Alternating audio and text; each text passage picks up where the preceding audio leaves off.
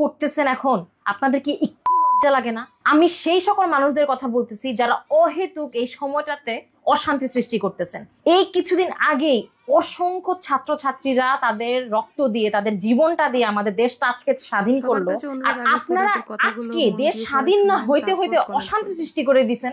ভাই, সংখ্যালঘু মানুষদের উপরে আক্রমণ করার দরকারটা কি? আপনারা কি মনে করতেছেন এগুলো করে আপনারা জান্নাত পেয়ে যাবেন?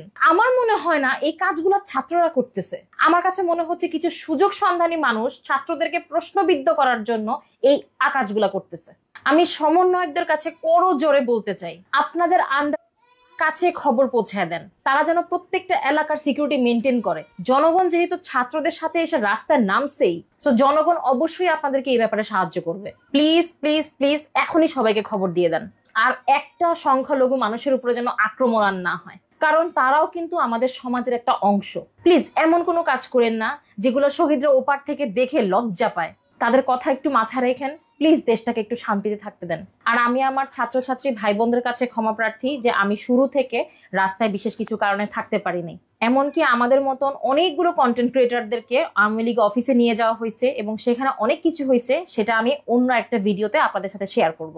তবে আমি অনলাইনে যথেষ্ট পরিমাণে অ্যাক্টিভ ছিলাম এবং শুরু থেকে শেষ পর্যন্ত ইভেন এখনো আপনাদের সাপোর্টে আমি কথা বলে গেছি।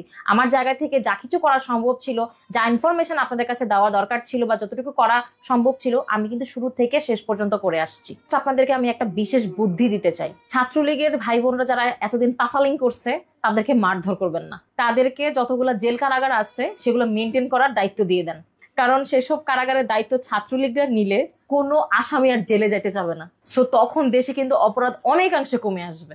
আর সামনে সরকার প্রধান যেই আসুক না কেন, এটা ইনশিওর করবেন যে মুরগিটা যেন শেয়ালের মুখ থেকে গিয়ে বাঘের কবলে না পড়ে। সবশেষে আবার একটা কথা বলতে চাই, দেশ লুটপাট করার জন্য ছাত্ররা শহীদ হয় নাই। বিজয় উৎসব পালন করুন, অর্জিত স্বাধীনতাকে রক্ষা করার চেষ্টা করুন, কারণ মনে রাখবেন স্বাধীনতা অর্জনের চেয়ে স্বাধীনতা রক্ষা করা অনেক বেশি কঠিন।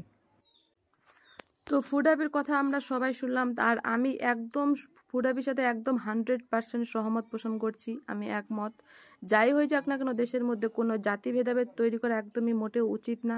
আর সংখ্যালঘুদের উপর এই ধরনের অত্যাচার তো একদমই সেটা গ্রহণযোগ্য না। চোখে দেখারও মানে কি বলবো, জাস্ট চোখে দেখাই যাচ্ছে না। এরকমটা কখনোই করা উচিত না। বিজয় হয়েছ, তোমরা জিতেছো, খুবই ভালো কথা। তোমাদের নিজের মতো করে বিজয় মিছিল তোমরা পালন করো, উৎসব করো, আনন্দ করো, কিন্তু কোনো দয়া করে কোনো মানুষের উপর কোনো জাতি ভেদাভেদ সৃষ্টি করে নিজেদের মধ্যে যুদ্ধ লড়াই বাঁধিয়ে ফেলবেন না। এটা আমাদের কি বলবো, এটা আমাদের তরফ থেকে অনুরোধ।